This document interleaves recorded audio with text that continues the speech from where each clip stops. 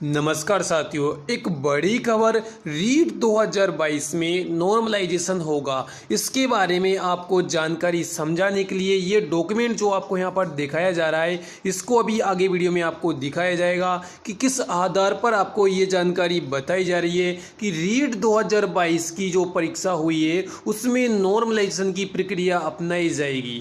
अगर आपको जानना है तो बने रहिए, आपको वीडियो में आगे ये संपूर्ण जानकारी विस्तृत रूप से बताई जाएगी। इसी के साथ आप सभी साथियों का एक बार फिर से हमारे चैनल में बहुत बहुत स्वागत है।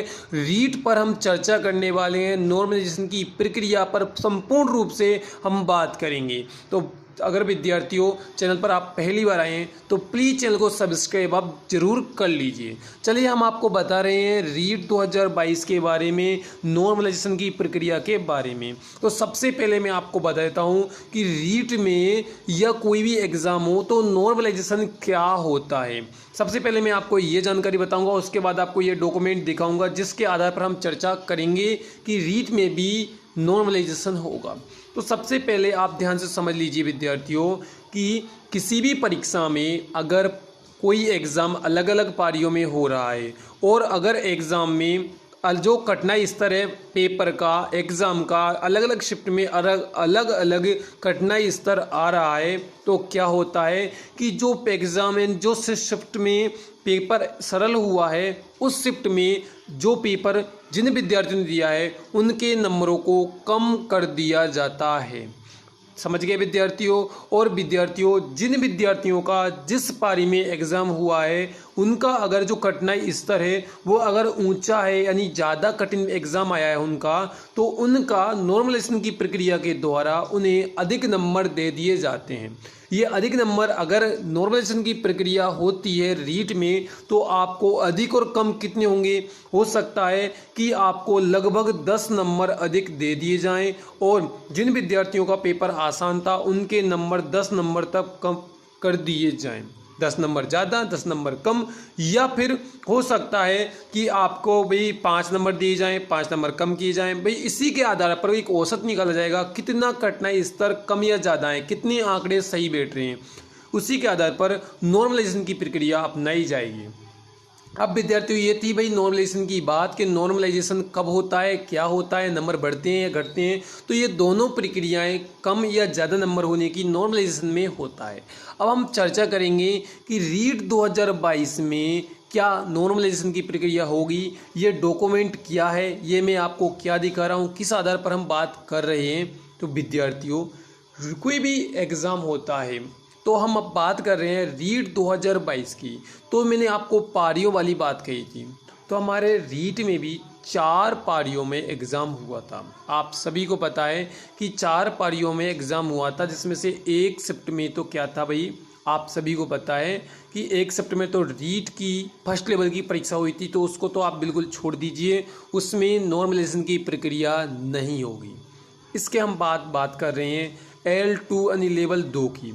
तो लेवल 2 में नॉर्मलाइजेशन की प्रक्रिया अपनाई जाएगी, क्योंकि बच्चों का जो सवाल है, बच्चों के ने जो आवाज़ उठाई है, बच्चों ने जो बताया है, उसमें बताया जा रहा है कि जो 23 तारीख का सेकंड शिफ्ट का पेपर था और जो 24 तारीख का सेकंड शिफ्ट का जो पेपर था वो हार्ड आया है, जबकि 24 तारीख की फर्स्ट शिफ्ट का जो पेपर है वो आसान था। तो विद्यार्थियों इस कंडीशन में रीट 2022 में भी नॉर्मलाइजेशन की प्रक्रिया अपनाई जाएगी। आप भी मुझे ये कमेंट करके बताइए कि क्या आपका पेपर किस शिफ्ट में हुआ था, क्या नॉर्मलाइजेशन होना चाहिए, और जो आपकी शिफ्ट में पेपर हुआ है आपका वो उसका लेवल भी क्या हार्ड था या सिंपल था। तो आप ये कमेंट करके मुझे ज़रूर बताइए। अब हम चर्चा करेंगे इस बात पर कि ये क्या है, क्या मैं बता रहा हूँ।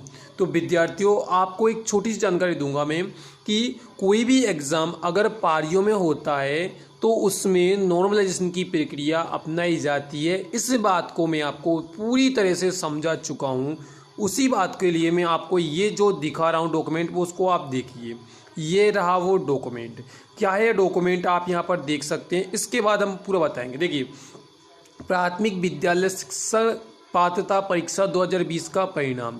ये जो परिणाम की मैं यहाँ पर बात कर रहा हूँ ये है किसका विद्यार्थियों, एमपी टेट के जो एग्ज़ाम हुए थे उसका रिजल्ट ये आपको यहाँ पर शो हो रहा है। बिल्कुल विद्यार्थियों, ये एमपी टेट का है, आप सभी को पता होगा। अगर आपने एमपी टेट का एग्ज़ाम दिया है तो भी आपको ये पता होगा कि ये एग्ज़ाम अलग अलग पारियों में हुआ था। तो विद्यार्थियों, इस एग्ज़ाम में भी नॉर्मलाइजेशन की प्रक्रिया बिल्कुल अपनाई गई थी और ये आप यहाँ पर देख सकते हैं कि जो नंबर रियल थे इस विद्यार्थी, कोई विद्यार्थी जिसका ये रिजल्ट है यहाँ पर, तो उसके नंबर आए थे 108.9 और नॉर्मलाइजेशन के बाद इस विद्यार्थी का क्या नंबर बढ़ गए, कितने हो गए, 114.77 नंबर हो चुके हैं। तो विद्यार्थियों, इस तरीके से आप देख सकते हैं कि यहाँ पर आपके सामने बिल्कुल लाइव मैंने समझा दिया, लाइव आपको रिजल्ट बता दिया है कि जब एग्ज़ाम अलग अलग पारियों में हो उनका जो कठिनाई स्तर है वो कम ज़्यादा होता है तो नॉर्मलाइजेशन की प्रक्रिया अपनाई जाती है। जिन विद्यार्थियों का लेवल ज़्यादा होता है उन्हें नंबर दिया जाता है और जिन विद्यार्थियों का लेवल कम होता है उन्हें नंबर कम करके नंबर दिए जाते हैं। इसके बारे में भी अगर आपको कुछ और कहना है, आपके दिमाग में कोई भी कन्फ्यूजन हो तो आप कमेंट करके पूछ सकते हैं। आपको संपूर्ण रूप से अच्छी तरीके से समझाया जाएगा, बताया जाएगा।